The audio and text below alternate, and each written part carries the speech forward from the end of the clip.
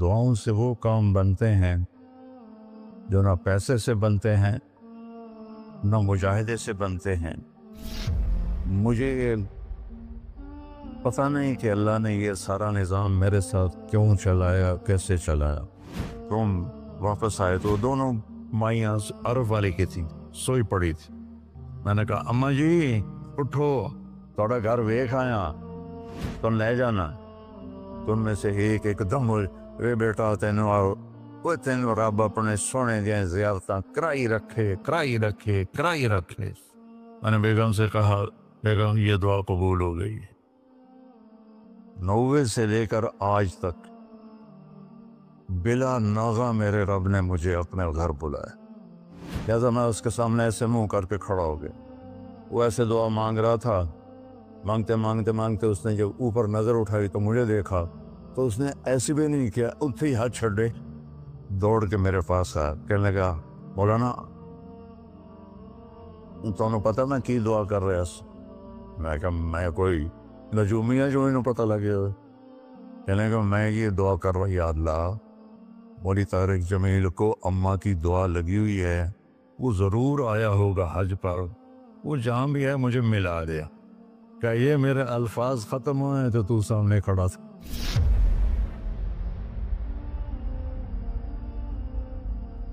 دعاؤں سے وہ کام بنتے ہیں جو نہ پیسے سے بنتے ہیں نہ مجاہدے سے بنتے ہیں۔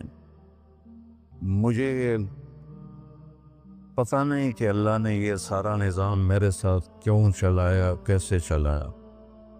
یہ ایک واقعہ کی طرف میرا ذہن جاتا تھا۔ سردی شدید تھی اور ریمنڈ سنسان ہوتا تھا۔ باہر بازار میں 2 ہوٹل تھے، ایک چائے کی دکان تھی۔ میں برآمدے میں کھڑا تھا تو میرے استاد صاحب رحمۃ اللہ علیہ مولانا عبدالرحمن، انہوں نے کروٹ بدلی کیا۔ تو ان کے قریب دوسرے استاد لیٹے ہوئے تھے، مولوی احمد بٹلہ صاحب۔ کہنے کہ مولانا کیا ہوا؟ کہنے کہ سر میں بہت درد تھا۔ بس یہ سننا تھا کہ میں اوپر گیلری میں میرا بستر تھا اور وہ اتنی سختی تھی گورنمنٹ میں کہ یہ جو گھڑی باندھنا بھی وہ کیا تھا، خلاف قانون تھا، اور تھرمس رکھنا بھی خلاف قانون تھا۔ مجاہدہ ٹھڈی چاہ پیو۔ تو 2 لڑکوں نے تھرموس چوری رکھا ہوا تھا، وہ میں ایک کو میں نے جا اٹھایا، میں نے بوئے تھرموس کے تھے، کہتا وہ پڑا ہوا ہے، وہ پڑا۔ تو میں نے اسے اٹھایا، بغل میں ڈالا اور میں نے بازار کی دوڑ لگا دی۔ 10 بج رہے تھے اور 10 بجے سنوٹا 250-300 کا تو مجمع ہوتا تھا ریمنڈ۔ میں کہا یا اللہ کوئی دکان کھلی ہو، یا اللہ کوئی دکان کھلی ہو۔ تو میں ننگے پاؤں، دسمبر کا مہینہ تھا، میں ننگے پاؤں دوڑا اور میں نے دیکھا تو وہ چائے کی دکان کا دروازہ بند تھا اور روشنی آ رہی تھی۔ میں نے کہا یہ لگتا کھلی ہوئی ہے، تو میں نے اس کے کواڑ ایسے کیے تو وہ کھل گیا۔ تو آگے وہ دکان والا، اس کا نام تھا انور ملتانی رحمۃ اللہ۔ یہ میں آپ کو بتا رہا ہوں 73-74 کی بات۔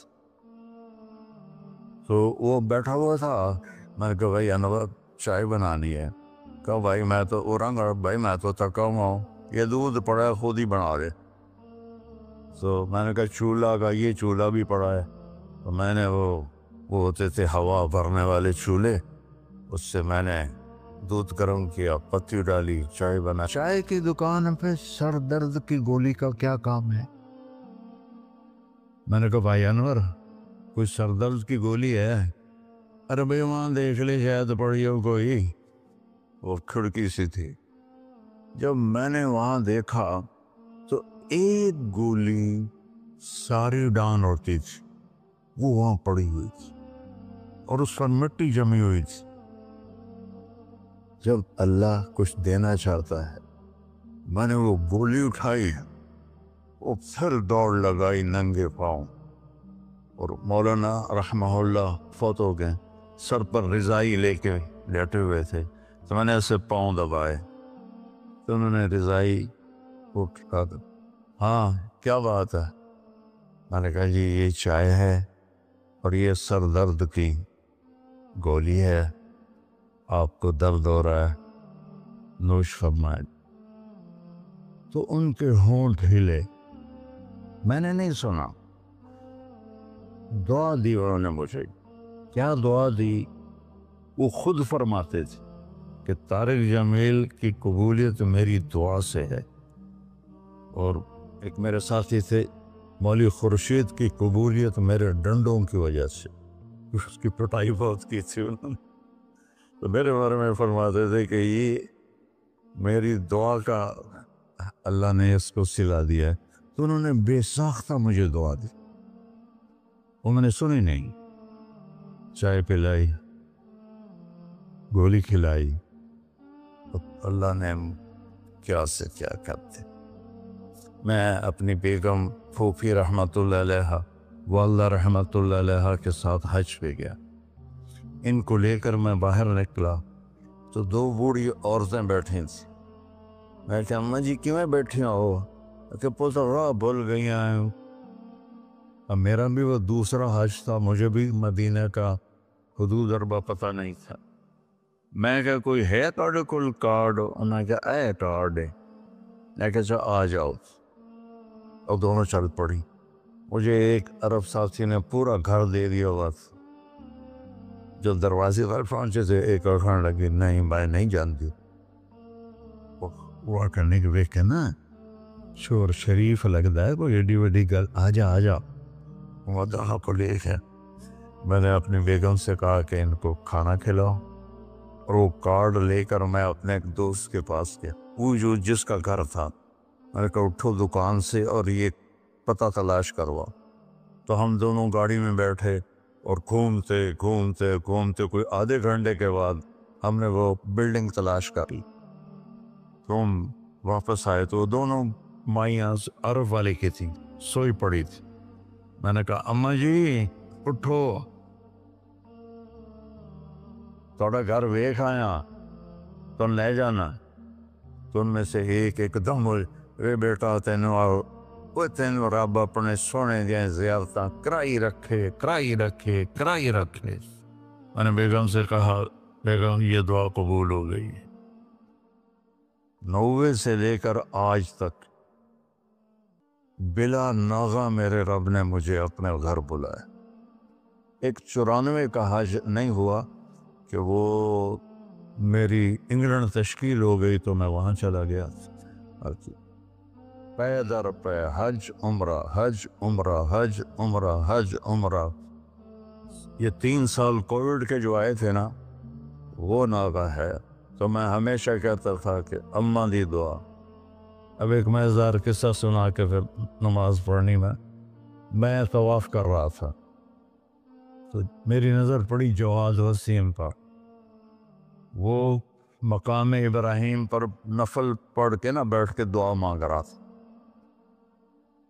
تو میں وہاں کھڑا ہو گیا، میرے ساتھی نے کہا طواف پورا کرنا بھی ہے۔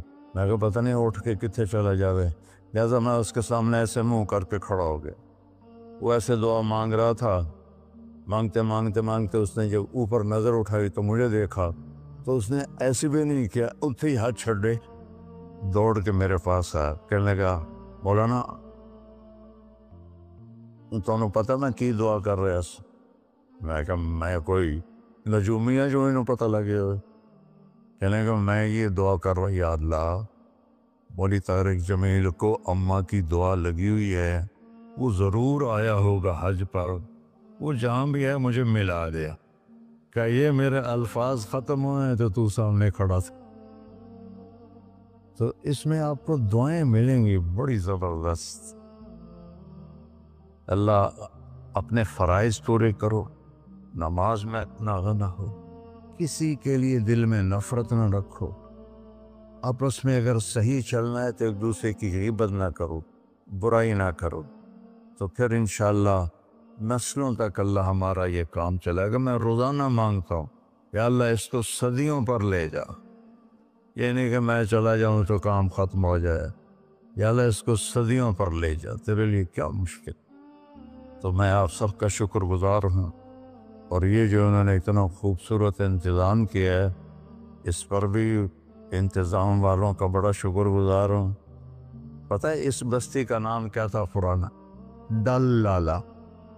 ڈل کہتے ہیں اس کنویں کو جس میں پانی نہ ہو، اس کو ڈل کہتے ہیں۔ تو یہاں پہلے آبادی نہیں تھی۔ 1945 میں ہمارا گاؤں ہے وہ ادھر حسین پراڑی والا، وہ 300-400 سال پرانا گاؤں ہے۔ تو جیسے برادریوں میں ہو جاتی ہے خبر، تو وہ کچھ ہوا ہوگا ہماری تو پیدائش سے پہلے۔ تو میرے تایا رحمۃ اللہ علیہ میاں حق نواز، انہوں نے آ کر یہاں گھر بنایا۔ اس وقت اس نے 50,000 روپیہ خرچ کیا تھا۔ تو 1948 میں پھر ان کے چھوٹے بھائی تھے میرے والد، انہوں نے آ کے گھر بنا لیا۔ تو اس گاؤں کی ابتدا ہوئی اور بسم اللہ ہوئی۔ تو اللہ تعالیٰ اسے آباد رکھے، اس چھوٹے سے گاؤں سے اس میں یہ رونقیں لگی رہیں۔ آپ کے تعاون کا، ان مستورات کا، ان بچیوں کا، آپ کا سب کا انتہائی شکر گزار ہوں۔ آپ اپنے اس کو جاری رکھیں۔ میں اجازت چاہتا ہوں کیونکہ مجھے فیصل آباد نکلنا ہے۔ اللہ بہت برکت دے، آپ سب کو قبول فرمائے۔ السلام علیکم۔